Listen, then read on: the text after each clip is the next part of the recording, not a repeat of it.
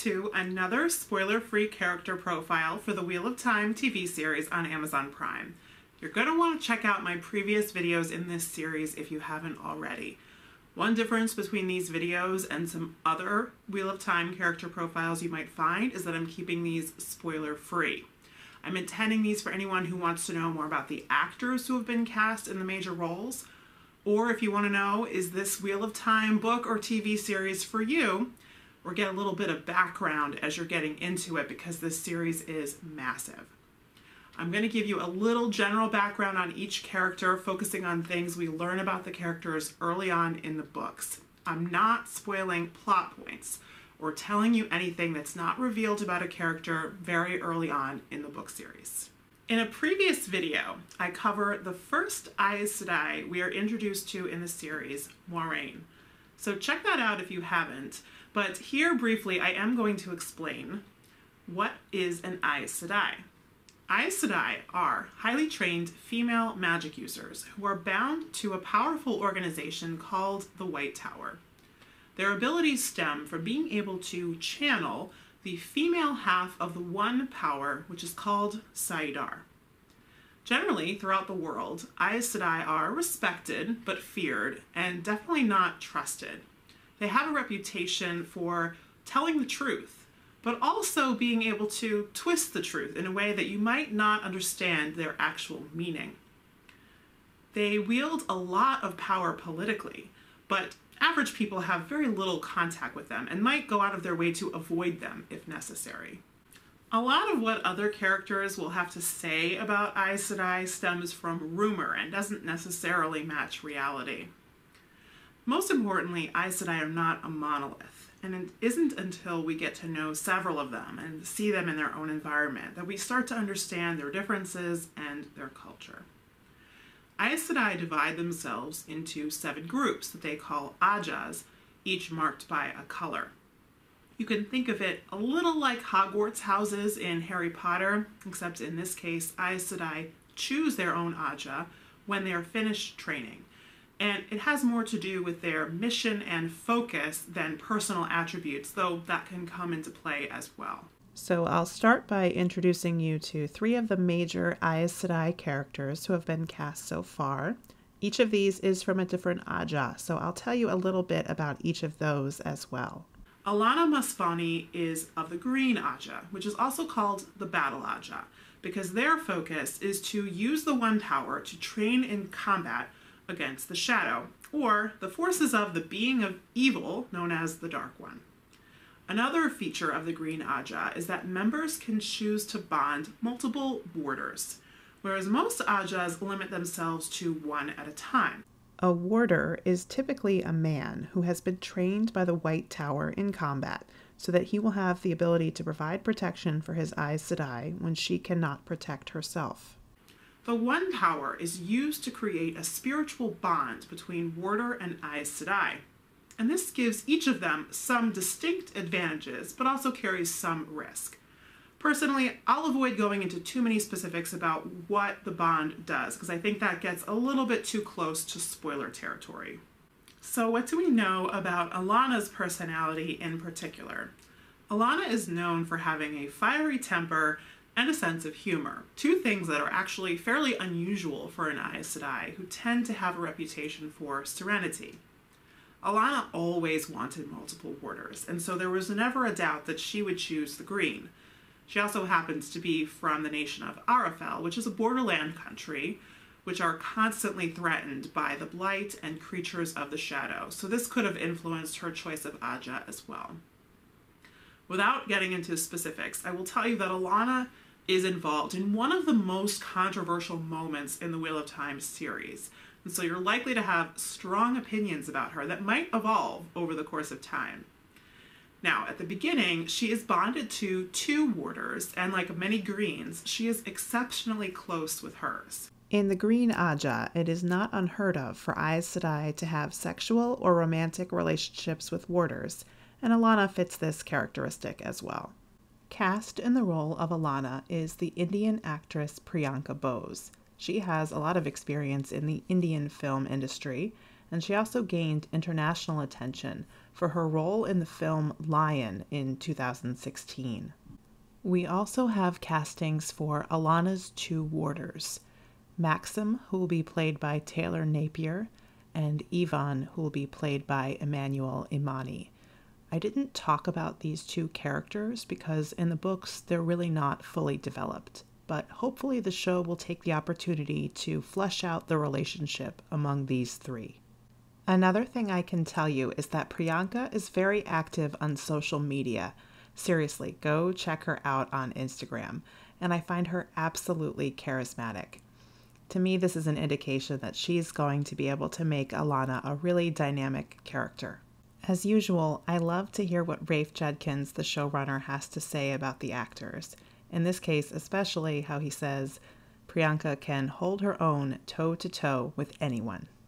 Liandrin Nagar Ali is of the red Ajah, which is in some ways considered opposite to the greens. The mission of the red Ajah is to track down and neutralize men who can channel the male half of the one power, which is called Saidin. The reason for this is because for thousands of years, Saidin has been unsafe to use because of the influence of the Dark One's touch upon it, which is called the taint. Men who can channel will eventually go mad and become destructive the more they are exposed to the taint.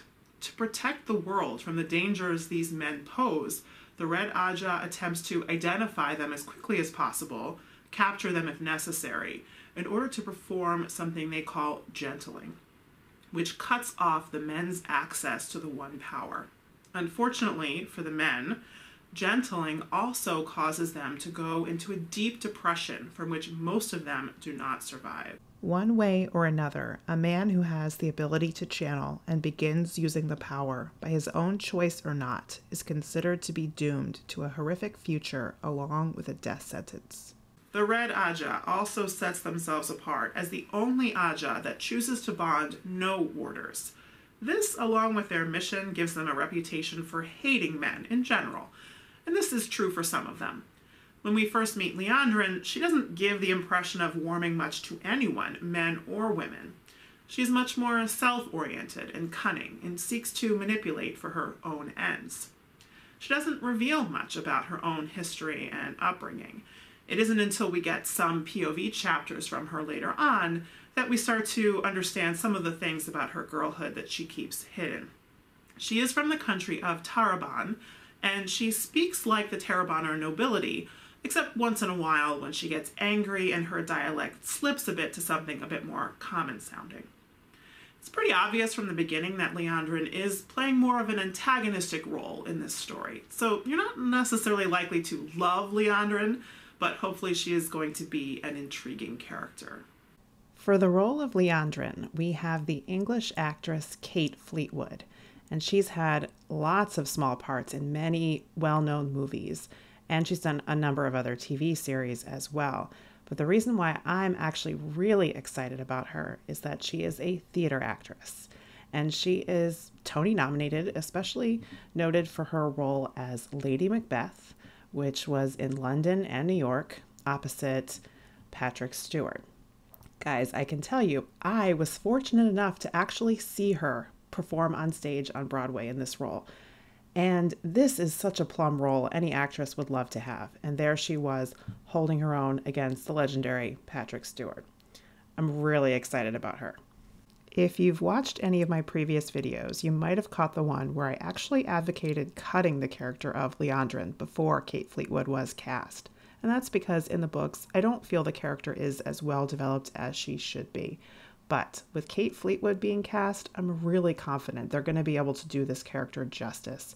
If she can pull off Lady Macbeth, she's going to nail this one. The last Aes Sedai we will discuss in this video is Liana Sharif, and she is a member of the Blue Ajah, which is the same as our protagonist, Maureen.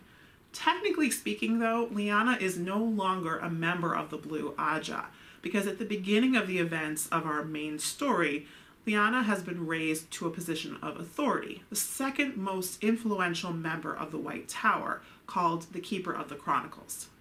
The Keeper of the Chronicles directly serves the Amyrlin seat, who is the most powerful member of the White Tower. In her role as keeper, she wears a colored stole that represents the Ajah she was raised from, blue, but keepers are expected to be neutral in their role, just as the Amyrlin's seat, once she is raised, is considered to be of all Ajahs and none, and she wears a 7-striped stole to represent this. I will certainly cover the Aes Sedai who is Amyrlin's seat in another video once her casting has been confirmed. But as for Liana, our keeper, let's talk a little bit more about the blue Ajah, because it does tell us something about Liana as well as Moiraine and our other blues. The blue Ajah is considered to be seekers after causes. You can consider them to be the most political of the Ajahs, and they are very active in following and influencing trends that are happening throughout the world. They see themselves as righting wrongs, and some of them might be not quite so righteous as that sounds, because there's a lot of leeway in which causes they might choose to fight for. Liana is a fascinating character because she goes through a pretty major event early to midway through the series that really changes her trajectory as a character, and she has to figure out a new way forward.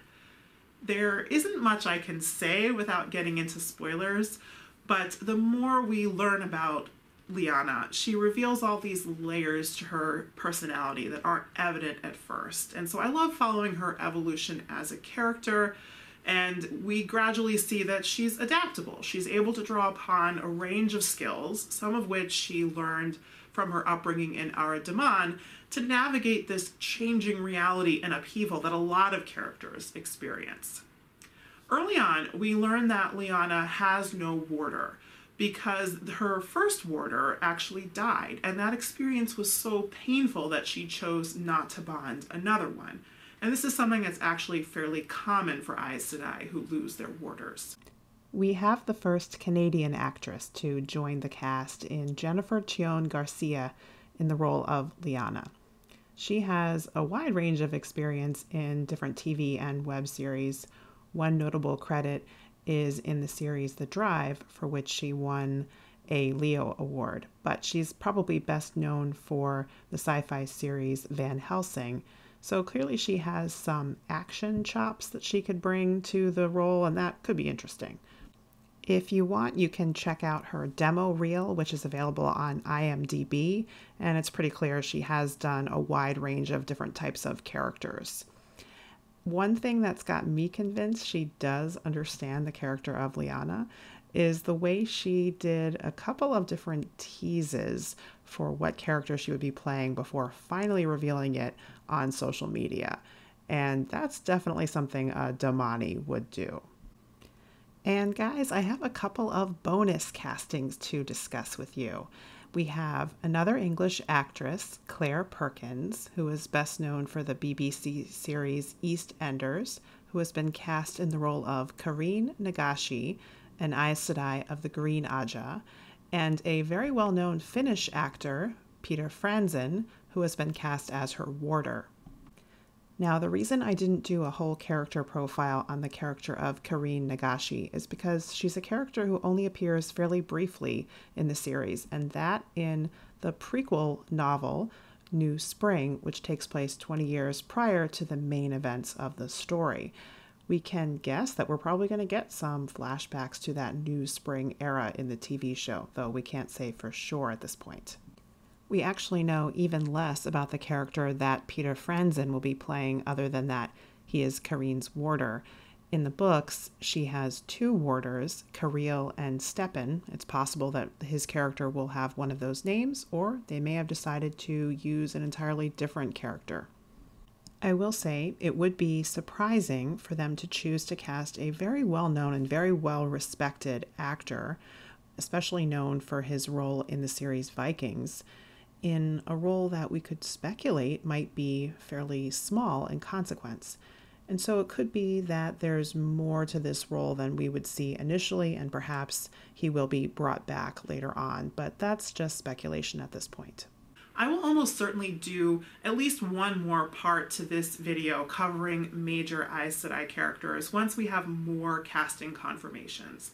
The most likely three that I would cover next, just based on who we can assume will be cast fairly early on, include Siwan, the Amyrlin seat, Elida of the Red Ajah, and Varen of the Brown Ajah. It takes a while in the series before we really get to know characters of the remaining 3 Ajahs, Yellow, White, and Gray, but I'll probably at least touch on those to explain them. And I can't forget the rumored Black Ajah either. Be sure to check out my other character profile videos, especially if you are looking for spoiler-free content. Or if you've finished the series, be sure you check out my reread series beginning with Book 1, The Eye of the World. And subscribe for plenty more content for the Wheel of Time TV show. See you next time.